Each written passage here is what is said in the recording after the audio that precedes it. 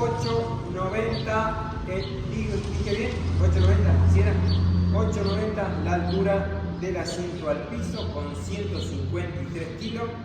Una moto bastante alta, me parece que un poquito más alta que la anterior, pero bueno. Asiento, vamos a hablar del asiento.